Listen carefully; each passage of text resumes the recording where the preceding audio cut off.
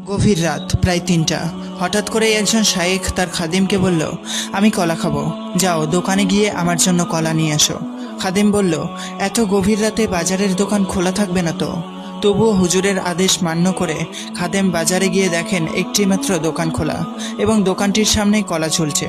কলা ক্রয় করে হুজুরের সামনে পেশ করলেন। হুজুর জিজ্ঞাসা করলেন, দাম কত? খাদেম বললেন, অন্যান্য সময়ের চাইতে এখন একটু বেশি দাম দিয়ে কিনতে হয়েছে, কারণ বাজারে একটাই মাত্র দোকান খোলা। তখন হুজুর বললেন, দেখো, বাজারে একটা মাত্র দোকান খোলা থাকায় কলার দাম বেড়ে গেছে। তেমনি যে ব্যক্তি তাহাজ্জুদ পড়ে, আল্লাহ তাআলা দেখেন দুনিয়ার সকল লোক ঘুমে বিভোর, কিন্তু এক ব্যক্তি সালাত আদায় করছে, তখন আল্লাহর কাছে উক্ত ব্যক্তির দাম এবং নামাজের দাম বেড়ে যায়। তখন সে যদিও অল্প ইবাদত করে, তবু আল্লাহ পাকের কাছে তার দাম অনেক বেশি। আল্লাহু আকবার।